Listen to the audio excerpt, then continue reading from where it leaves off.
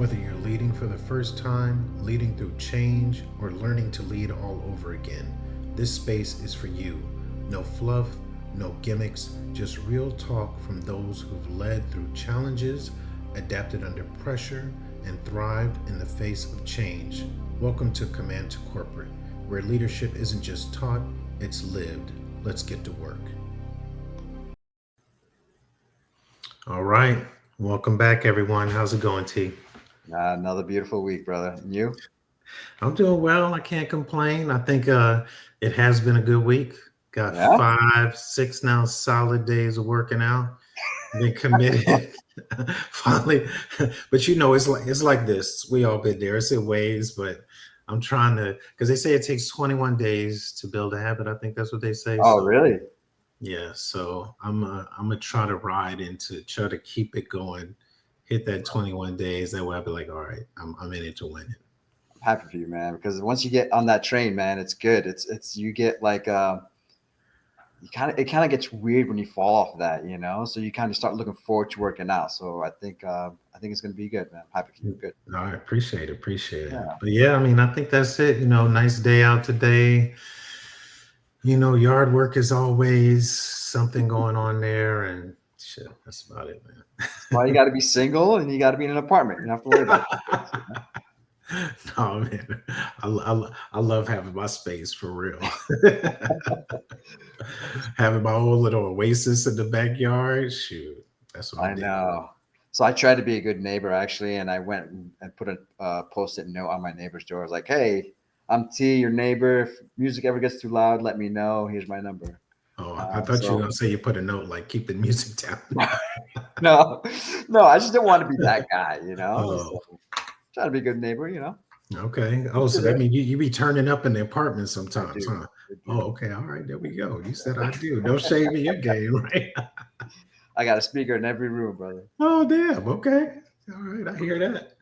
See, that's why I like it. The space. I can play it as loud as I want, unless it's out on the porch. And it's not like some of these new houses where you could like literally both people can open up their windows. You get a running start, and you could Oh jump yeah, through yeah, into their house. Some of y'all might live. Not saying anything against that, but I can't do that. So I'm glad for that. I hear you. All right, so we'll jump into it. Today's Mhm. episode, we're talking about civilian versus military environment, Yes, worlds apart. And so we will jump into it. So, T, what yes, was sir. your first culture shock moment transitioning from the military to the civilian world? Um, I think that's a good question. So I had to really think about that one. And really, the big thing that came to mind is lack of ownership, complete ownership. So I guess in the military, as you know, good, bad, or ugly, whatever happens on your team, you own it. You know, True. um, and you go in, and if something doesn't work out well on your team or you don't perform, you're like, even though it's one of your soldiers that maybe doesn't deliver, you go in and you don't blame the soldier like, hey, specialist so and so or private so and so didn't do their job, and that's why we didn't accomplish the mission. So you, as in the army, you're taught like you're trained and you're taught and you mentor to own every single thing that comes out of your team and everything that you're supposed to be doing. I don't see that necessarily in corporate America. I think like what I've seen is direct blame. I was like, well, T didn't do this or Larry didn't do this. This is Yeah. why we didn't accomplish the task. And that was like, wow. I was like, that's crazy. I didn't know you could do that. So it's Yeah. very I unique. mean, yeah, I agree. I mean, it's definitely not a good look. No, I would say that coming out of the military and owning that leadership, I wouldn't do that. Like it's no, going to be, I mean, you're in the same boat. I'm not going to say, I would say we, or I'll look into it, or we dropped the ball. It could be directly a team member, but it's like we dropped the ball. yep, I'll work on it. I'll fix it. And then, just coach them up in the background, like, okay, hey, something come up. But yeah, I would agree that that ownership is one. Um, I think also probably one of the biggest things for me back when you had to do OERs or NCOERs. Mm. So those are evaluations for those, not in the military environment. And I forget how often they're done, but do you remember? They're annually, but there's Annual? counseling that you could do. Depends on your level, whether monthly or quarterly. Yes. So even with whatever the frequency coming into the civilian sector, and where in the military, I remember having to fill out that and make it tailored to the employee or Mm. the soldier every month. Now, some people may pencil whip and cut and paste and all that stuff, but I was used to paying attention to my soldiers and writing that. Mm. And then coming in the civilian sector and my manager saying, write it for me, Yeah. and then I will give you feedback. And I remember one time telling his manager, like, I'm sorry, but when I first came in the civilian sector, like, why aren't you writing this? Yeah. And he telling me it was too many of y'all. And I'm like, you have five direct reports. What are you talking about? I was insane. I was thinking, why am I filling this out? Like, you flat out can't pay attention? That's shocking. So it's interesting. So I'll counter that a little bit, right? When it comes to evaluations, um, as a company commander, like I would have, you know, captains, lieutenants, and say, okay, write an evaluation for yourself, right? And I would write an evaluation for them, and then when we sit down together, we compare what I Oh, wrote versus what they wrote. And I yeah. think that is also critical that we mentor rising leaders and managers on how to write evaluations. And so, and the easiest way to mentor or train somebody is, hey, write about yourself. It should be easy. Just write the Yeah. greatest things you've done.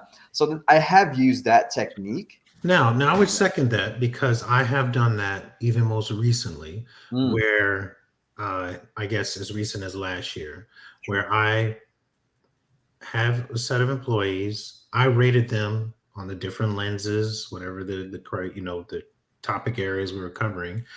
But then I asked them, what would you rate yourself, Mm, to compare my rating and their rating? And right. if they're different, why? So if yours is less than mine, well, why do you feel that it's only, an average Right. versus being a little bit higher than average? And then if I was vice versa, I would say, well, here's where I would either put you lower, where you need still room for improvement, or I would put you higher because of this. And maybe they forgot about something and they're like, why? Oh, I forgot about that. Or I didn't think about that. Or I didn't view myself in Uh, that way. True. Okay. Would you also have them write like supporting a Oh, paragraph or yeah. sentences? Yeah. Oh, yeah. Absolutely. Yeah. Because as we, go through those types of things, like, Mhm. make note of all the things that you're doing, because sometimes, and even for our listeners that are, having to, receiving those evaluations, and I would challenge you also for your people that you are covering is to say, make note of those things, jot those things down. Like, you want to give credit where credit is due and you want to take some credit. So it's like, write down those accomplishments. It could be a major meeting and outcomes, projects, whatever. It's like, write that stuff down. What was the outcome? What was the problem? What happened? What was the outcome? All of that stuff. Yeah. I no, that's I guess that's a whole nother topic. We could spend probably another hours Yeah. on this. Yeah, counselors and performance management. Yeah. Oh, yeah. True. True. Okay. All right. Well, was there a moment you realized the rules in corporate America were completely different? Yes. All right. It's really what's really interesting is that like I found that corporate America doesn't really care necessarily of how much time you spent in a job or what kind of position you hold. So compared to like an army, you know, time and grade, your Mm, current rank, it will dictate where you could go or next assignment, the next position. So it's a lot of gates. What I've realized, and I've personally seen this, a former team member basically went from manager to vice president in one shot. I was like, so now we're talking about we skipped senior manager, director, senior director, and now you're in VP. And in the in the army or military equivalent is Can like, you imagine? Can you imagine? First of all, with that, can you imagine people listening if you were a specialist and they were like, you know what, we I know you, sergeant first class off the bat. You go from lieutenant to lieutenant colonel. yeah, What? That's crazy. it's nuts. And I was like, man, so that was kind of, maybe that's another shock. The rules are different. So it's crazy. What Yeah. about you? I mean, I think, I mean, definitely that's a big one. Yeah, I think that does stand out for me as well. Mm, Just that it's no real rhyme or reason sometimes. It's just something just happens.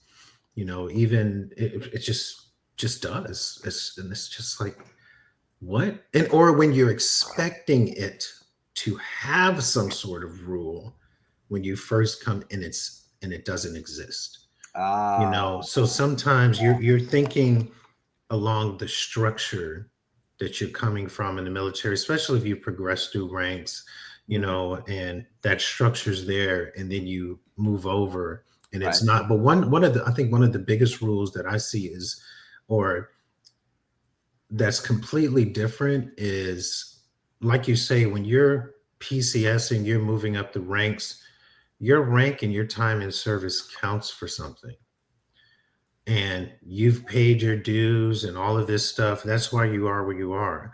Sure. But in the civilian sector, let's say you start in a company, you've been working there 3 years. It's almost like that is the only time you've ever worked in your life. It's like they forget about the time, all the experiences you've had Oh, I prior. see. Gotcha. They don't remember that. All Yeah. that experience that got you in the door is completely out the door. So it's That's like you crazy. started at zero. Yeah. You've only been working 3 years.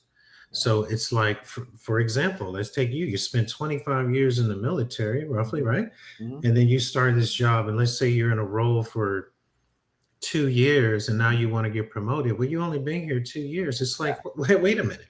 I just spent 25 leading how many troops over that time? And you think that I need to start here, or I can't move up because what, you don't know me? And it's like no one goes back to what got you in the door.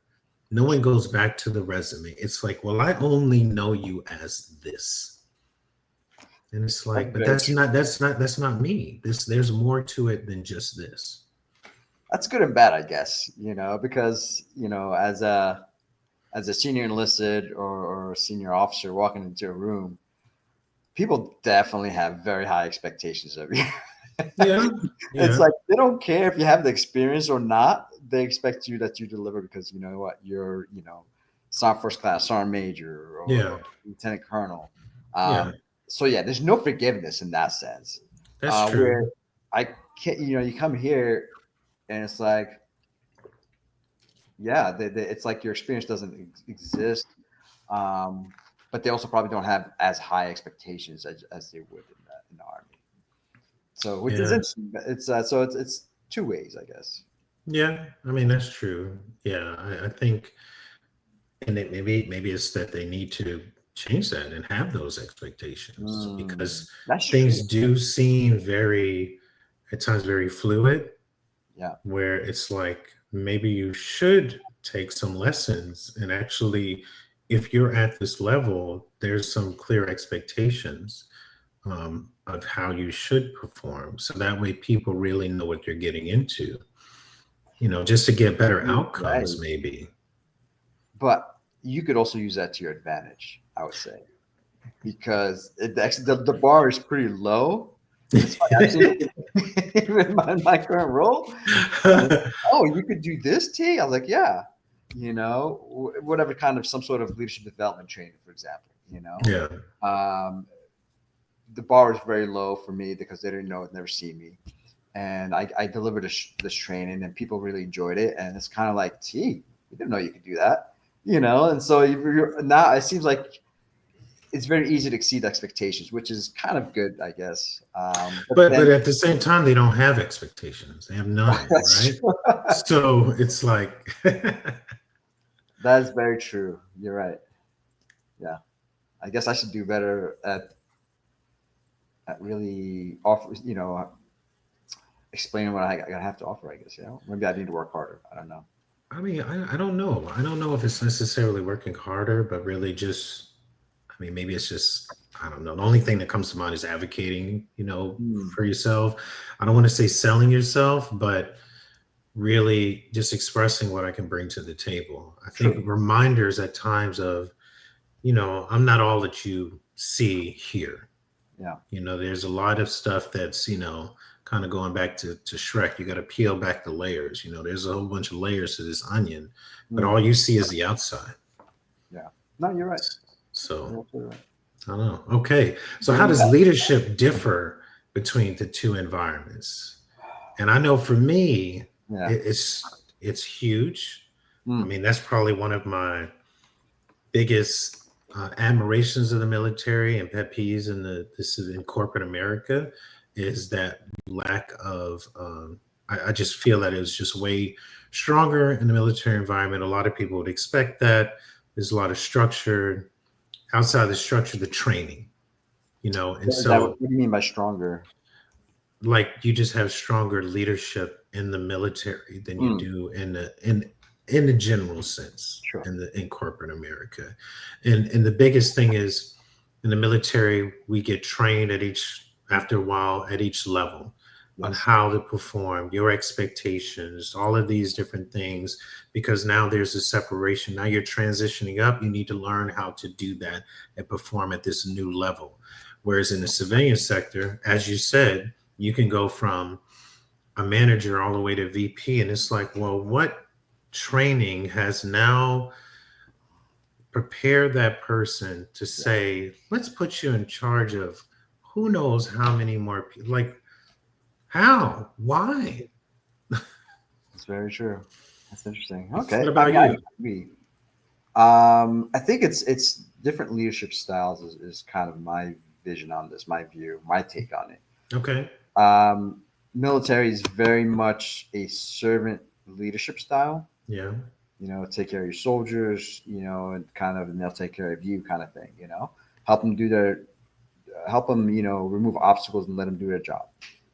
I in the corporate America, I think it's very kind of transactional. It seems like, Mm. each task is like, all right, do this. Here's what we need, and it's I don't know. There's just always like, do this task, do this task, do this task, and it's very transactional, one at a time.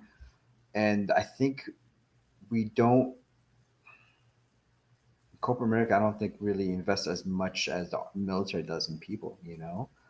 Um, so I guess that's my experience with leadership style. I think military is more servant leadership, taking care of soldiers to accomplish mission, and corporate America is transactional. Let's get this task complete, and people tend to be kind of secondary to that.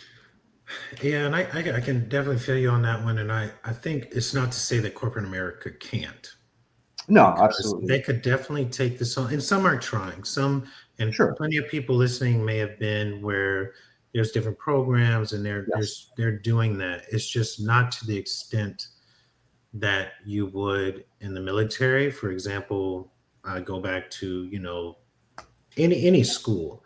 mm, There could be multiple schools in multiple locations across the country, across the world. Some people may have to fly back to the US if they're overseas to go to a school, but there's multiple locations for these schools where in corporate America, it may just be we only have it here in this one location and that's it. So that means it's now limited. So yeah, and okay, where money tends to, a lot of people think would grow on trees for the military. Well, they also, in the corporate America, we have to budget all of this. So yeah, then it could be where, you know, picking your poison, so to speak. It's like, are we going to put a big budget over here and really build up these people to do this? Or are we going to put budget over here? So it's really this. how many people do we want to run through this? But going back to the servant leadership, like you mentioned, if they do take that time to put it there, not only training up the up and coming people, but also training existing leaders. And I think that going back to the rules or things that are different is you can have people similar to the example you gave that get promoted up, and a lot of people unfortunately get promoted up without any leadership experience. Yes. They fall into places, luck, transition movements, whatever. Next thing you know, you're in this high level role, and Hmm. at no point have you gone through any kind of leadership training. Yep. And I think from my experience, once they get to that level, right or wrong, it's just like, well, I've made it. I Mhm. don't need that training.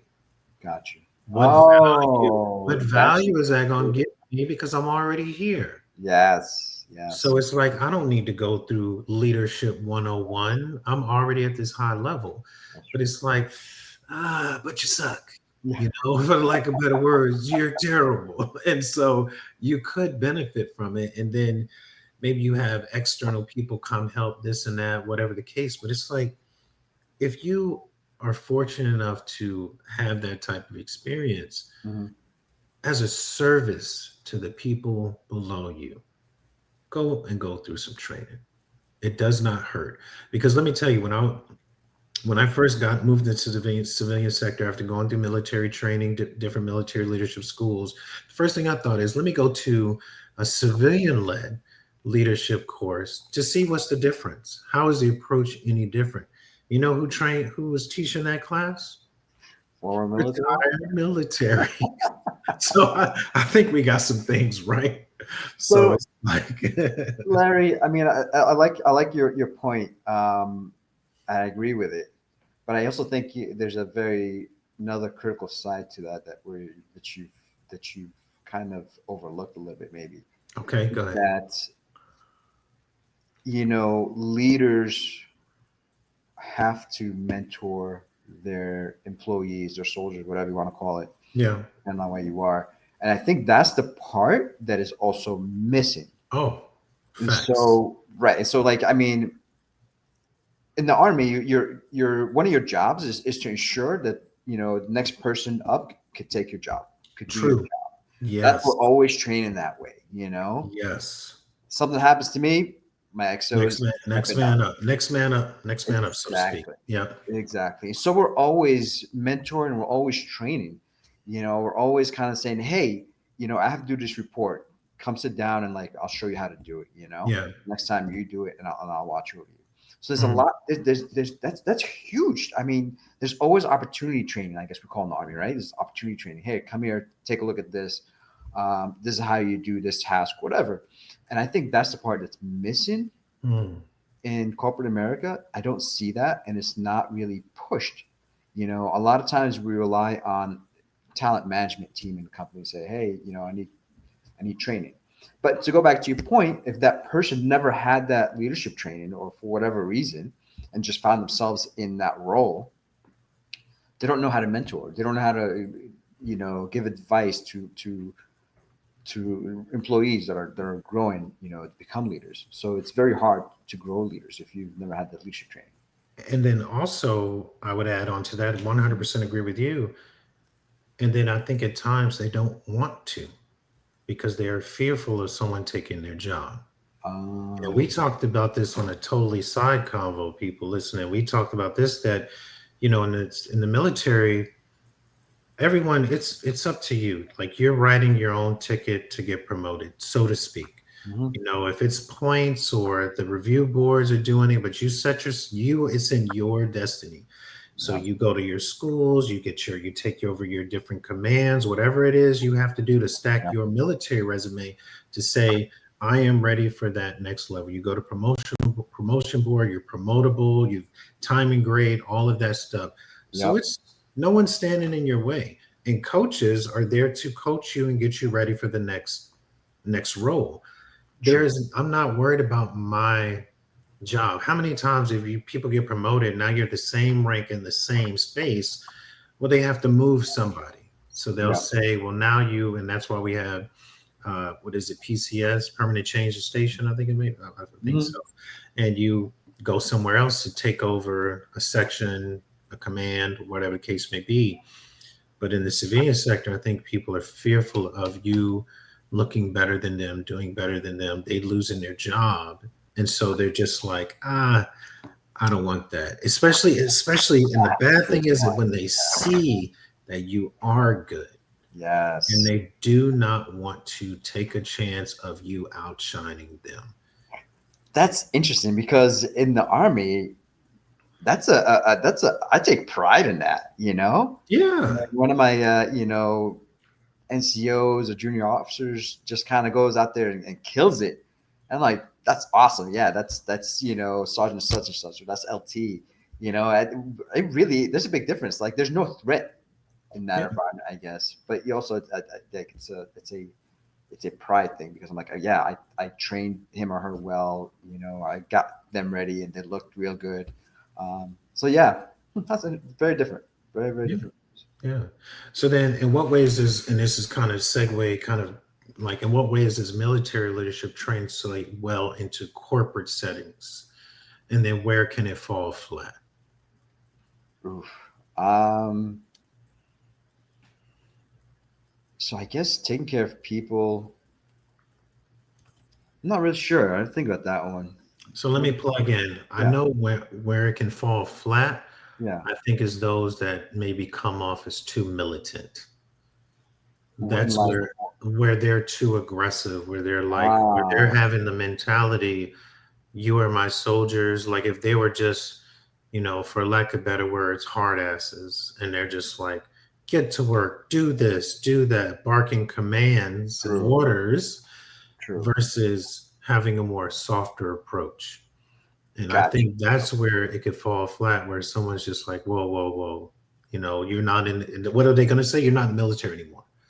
We're not in basic training. The first thing they're going to associate, you're not, you're not a drill sergeant. Most That people lean towards you're a drill sergeant. And it's that's like, very true. and so now they're just like, yeah, this is not a good fit. So I think that's where you have to learn to take a softer approach Hmm. and really be more of a people person, to engage with people. And it's not that Yeah, way. Where I think where it can translate well is you do have that foundation of leadership, just like you say, all of the above, the servant leadership, people first, coaching, all of you have that. yeah. And you're mission driven. You're mission So driven. that's a good point. I mean, I think that's kind of where military leaders excel, right? I Yeah, think the saying in the army is usually mission first, people always. Is that the right quote? I remember hearing that quote, and I remember it. something along those lines, you know. But Mhm. like, at least in the army, it's like we're all about taking care of people and accomplishing the mission. That's really, it's always those two things are tend to be on par, you know. Yeah, Where I think in the civilian world, it's not so much. I think kind of mission in the civilian world means like, hey, we got to get this done, this task, and but it's usually at the expense of people sometimes, or like, hey, let's get this done with the second thought, with no second thought about like how does this impact the team, or how are we? Am I overworking this team, or is this one person that's always performing? Am I over relying on him or her? We tend to military leaders tend to balance the both, both the mission and the people.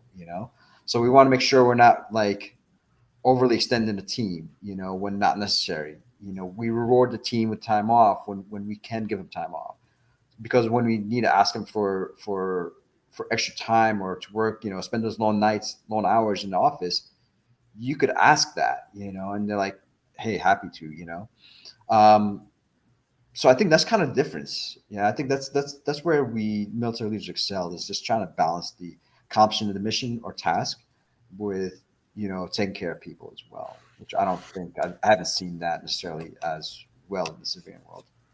yeah. And I think to your point, like as we said, mission first, I think that does help in the civilian sector because the military people are going to be so focused on accomplishing the mission. Now, Mhm. that doesn't mean that you're not, taking care of your team members, but it's like we are all here to whatever our mission is. We are going to gear ourselves up and make Yeah. sure that we are taking care of the mission and getting it done. I think at the same time, it's one thing when you have a team and you're doing that. Mm, And I think as an individual, it can help because you can shine and it can say, wow, you're all over it. You're getting yeah. it done, things like that. It could then also hurt you. I've seen where you're so focused on not dropping the ball that you can overwork yourself, and then Yeah. that becomes the yeah I think that so it's like you're taking so much on, and like, I gotta do this, I'm not gonna fail, and the point where you've just done too much, like it's almost like you already are going above and beyond. It's No, like, you're take absolutely. a breather, slow down, dial it back just a hair, get some more balance within yourself, and you'll still deliver. Because for me, I try to be ahead of the game all the time. 2 weeks ahead of the game, I'm already planning. So if it comes down to the wire, I'm good. But I think gotta take that step back sometimes. Yeah, and I'll say what needs to be said in that in that space.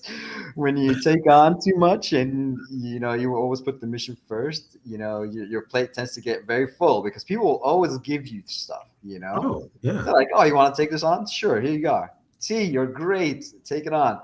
Um, sure, you could deliver, but the delivery quality is what suffers, at least in my personal experience. I took on too much recently, and like I've realized like the quality of my work just is not good. So now I feel like I honestly probably half-assed a lot of stuff, and that's not me. yeah, I don't want to be that guy that half-asses stuff, just yeah, because I took on too much stuff. So totally hear you on that. That's the downside of trying to accomplish the mission. yeah, Is that you want to accomplish the mission and you'll take on it, whatever needs to happen, whatever needs to be done to accomplish the mission. yeah, So, but yeah, yeah. downside is But at the end of the day, it's lessons learned. I mean, you yeah. gotta. But at some point, you have to, like, as you did, reflect. Mhm, And say, what am I doing? mhm. You know, what is my standard? What am I, putting my stamp and my name on? Exactly, Is that what I want to stamp and put my name on? exactly. Am I happy with that?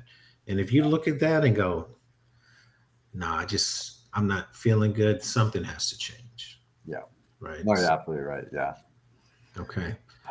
yeah. All right. We're gonna shift That gears. was So hard. That was hard. all right, so we're going to shift gears a little bit on Uh, more in communication. So here's one: is honesty slash integrity received differently in civilian culture than in the military? it's Mm, honestly received differently in civilian culture and the military. Yes. Unless you have something that's on the tip of your tongue. I have something. all right, go ahead. So I so I've seen this in the spaces of providing feedback, right? Mm, I see a lot of dancing around a specific issue or problem that an employee might be having, and it's they're not it's not direct, you know, like military is like, hey, you really did not do a good job on this task, whatever it is. yeah, It's kind of like yeah, it's almost it's a little blunt, but it's honest and direct. yeah, Um, which is easy as a soldier or even if as an employee. If I get that direct, blunt feedback, I'm like, oh, I know exactly what needs to be fixed. I can directly work on that and fix it as soon as possible.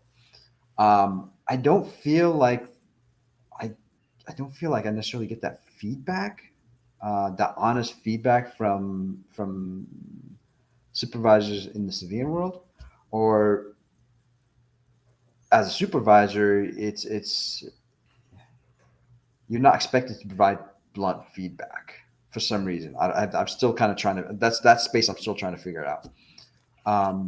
But it's kind of you're dancing around the topic, the issue, and it's just delaying the desired outcome. You know, if a person's messing up in a space, just tell them so they can fix it. But Yeah. if it's delivered in a roundabout way, kind of like, yeah, you're doing good, you know, it just delays things, you know. So the supervisor's kind of like now irritated because he or she thought that they communicated this concern. The employee is like, he said I'm doing good, so I'm not really sure what's going on, but they're gonna assume that they're doing well, you know. So no issues.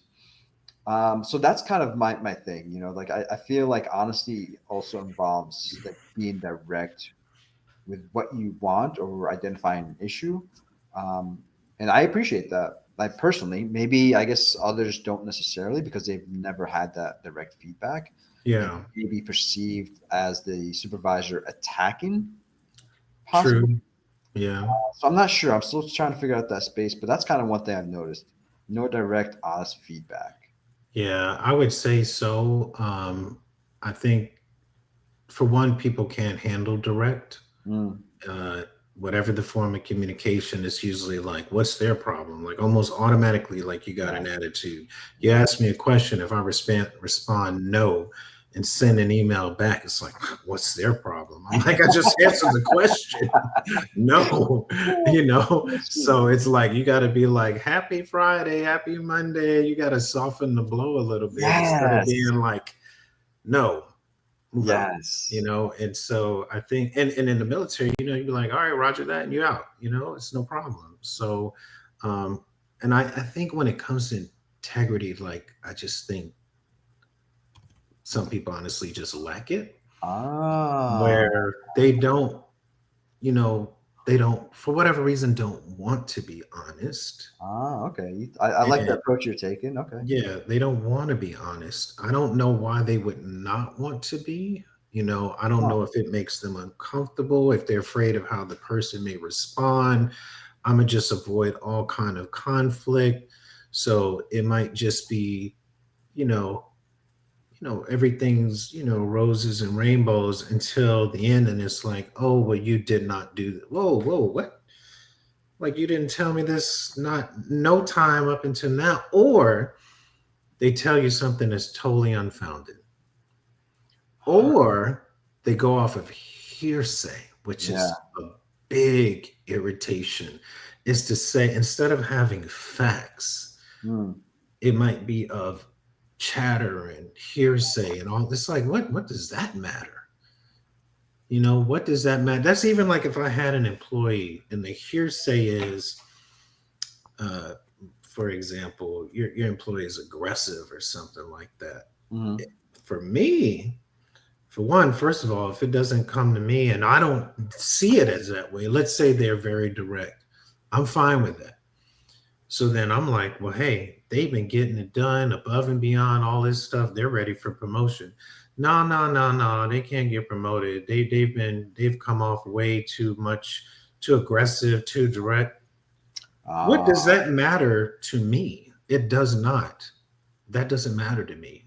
They need to get promoted because I see something and I know, and they're at that time and grade, checked all boxes, they're ready. But because of hearsay, no. got it. That's Yeah, crazy. perception is reality, though. I guess it And follows you whether you want yeah, to say or and not, that though. and that to me really blows my mind, you know. It's interesting. I like the way you approach and took it integrity, honesty. Yeah. So I've noticed that some people will not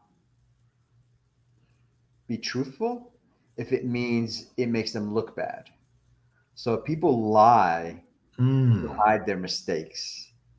And that's, I mean, don't get me wrong. I mean, it happens in the military as well. But for some reason, I found it less frequent in the military, as you know, you interact with more mature, soldiers, officers. mhm. But now I'm interacting with a that is not being truthful, and I'm like, man, totally did not expect that. You know, I mean, I know the truth, but you're lying to my face, and it's like, wow, it just it erodes trust. You know, like I'm like, I don't trust you. Like there's no trust anymore. But then when you have situations like that, how can you build a strong small team, strong department, overall that communication, that way of life into Mm. feeding into the overall culture of a company when you have that. And Yep. when At the you have, top. yes, now when you have up and coming junior people that see this, because how are we shaping our leadership style, our exposures, Mm. and you feel like, well, that I like that. Now, what are you promoting? Or if they don't trust and they don't trust, well, now they don't trust within their team. They're not trusting Yeah.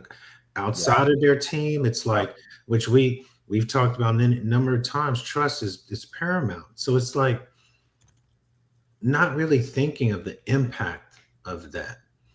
It's like, come on, you gotta do better. But it's no concern with that. It's almost more like um, recently hearing a person say when people forget the difference between who they report to Mm. versus who they serve. And they serve the people below them. So you should truly be Ah, serving. You only report up, you serve down. However, they serve up and don't really care about what's below them. I like So that. basically, it's like these Yeah. people just report to you, but I serve up Yeah. versus serving down and only reporting up. I like that. That's Yeah. pretty good. Serving down, reporting up. That's pretty good. Yeah. I mean, I had to, I was like, I had to write that down. I was like, man, That's pretty good. Yeah. yes. But then, all right. So when we talked about all of these, then how can veterans find or build purpose in the civilian world that may feel, as you say, transactional or have these different dynamics? How can they build and find purpose? I mean, I guess you create your own opportunity, and this is the really the great thing about civilian world that maybe is not there in the military world, right? So I think there are opportunities to step up in certain areas that you're good at and that you like to do. So, and that for me, it's just like I love leadership development kind of things. I found an opportunity to deliver that training to my team. And I was like, oh, I feel good. So now I'm able to serve and I feel productive. I'm able to use my leadership experience, my time in the military, to deliver some lessons and really in a unique way to the people on my team, you Yeah. know. And I found that opportunity and I kind of pushed it a little bit, Mhm. because I offered like, hey, how about we do this training. And at first you kind of get some pushback, but people, luckily I do have a good boss, and he goes like, all right, let's give it a shot. Yeah. So you could create your own way. You could find ways. The other thing is, if your company doesn't necessarily do much for veterans, say, hey, let's recognize soldiers in the company. Let's figure out what veterans we have in the company. So there are opportunities to make your own way if it's not there already. I mean, but I mean, you've done that as well. So like, share what you've done, or Yeah. maybe another different spin on it. Yeah, but I think definitely finding, when it comes to finding purpose, maybe finding out who those other veterans are, Mm. how many people, because that is a shared experience, regardless of the branch. It's a shared experience, and it doesn't matter what rank or whatever. It's like you all have served, we all have served, and so starting there and saying like, how can we build that? Because one thing that the military, I know that I've said I missed it, you said you missed it, that camaraderie that comes with the Yeah. military. And so it's like, how do you get that back? It's very different in the civilian sector than it is or in corporate America versus the military. And so it's like, what's the closest thing you can get to building that back? Is it once a month happy hours with veterans, finding out who they are and can we come together? Maybe it's having the opportunity to go do a volunteer thing, as a veteran group. Maybe you establish a an employee resource group dedicated to veterans, and you start to kind of build on that. So for those that have not looked into it, and some people, depending on where you are, maybe you're heavily veteran focused, have a big veteran community in your companies already, but are you maximizing that? Are you bringing it back? Do you feel that there is a sense of camaraderie amongst the group? And if not, what can you do differently? True. So And the takeaway is like if it's not there, create it. yeah, yeah, That's just kind of like what you it said, is. yeah, make it happen. How can you make it happen? Just start exploring. And if there's no formal department structure, whatever, make Mhm. one. Make one. Exactly. Yeah. If there's a problem, do something Yeah. about it. All You're right. not wrong. Yeah, absolutely. Yeah. And so, what advice would you give to a veteran struggling to fit in culturally in a civilian job? Um, Advice. I would say, strip all the expectations. You really have to go in with no Yeah. expectations of how the civilian world should be. You should not compare it to the military world. And you should not bring necessarily, I hate this phrase, but it's true. Don't bring your rank to the civilian world. Yeah. It's so true. I mean, like, and it's not easy to be honest because No. you know going into a room as a lieutenant colonel is to be honest. I mean, in the army, it was very. It's like I was always like honored and humbled a bit. Yeah. I Felt go, good. Felt yeah, good. Yeah. it's like people are looking up to you. People have high expectations of you. People Yeah. kind of know what it took to get to that point. Um, yeah, and so I go into a room now. If I had that same expectations, one, it's not there. No. Then I'll be let down. And I'm like, oh my Yeah. god, I'm nothing. I'm nobody here, and that's depressing. Yeah. That's crazy. So I think just leave that behind. You're like, hey, this is a new start. I'm start at the bottom, wherever the bottom means. I mean, whether Yeah. the bottom could be, an associate, the bottom could be even VP, Yeah. because it goes back to like nobody looks at what you've done in the past. You come in and yeah, you're still kind of at the bottom.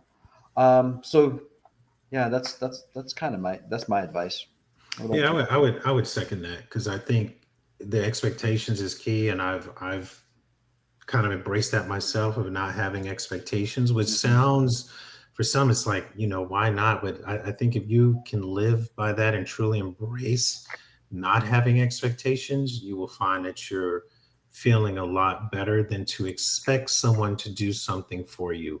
Expect that promotion, expect this, expect it's like just drop it. Mm, Like if you can drop those things, you will feel like when it happens, you'll be like, okay, great. But if it doesn't happen, you won't be disappointed. And it's really a mind shift. It's yeah. really a mind shift, but it would really help serve you if you could do that. Because imagine you come in with, those that may still be in the guard reserves, and you come into a space and like, y'all need to do that. Y'all are not doing it right.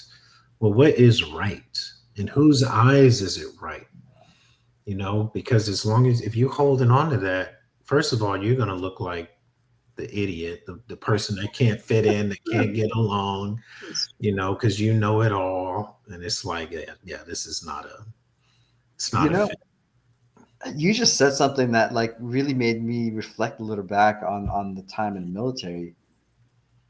Every unit I've been to, there's expectations of certain level. There's a minimum level of expectations of behavior, military uh, performance, or whatever. And I think maybe it's just we're programmed to that point, where we're programmed like we go to a new place, even though it's new, there's expectations of certain level of performance or whatever it is. But I guess it's not like that in the civilian world. And you can't hold that because each company, each organization, each team is completely different. And there's really no consistency across the board. Where you kind of had that in the military, there's always been some sort of level of expectations that is true at each unit, whatever it is. Even it's APFT, height and weight Yeah. standards, appearance standards. Those are some basic level of expectations. But there isn't any of that, I guess in corporate America. Yeah, because it's one thing I remember, and I think we can, wrap it up here. But I Mm, remember one time, like, there's one thing between your job description mm, and expectations. And I remember when I first started my first civilian job, mm. and I had to ask HR for this, is you have your job description, but I had to clearly outline what are the expectations that I have for you in this role.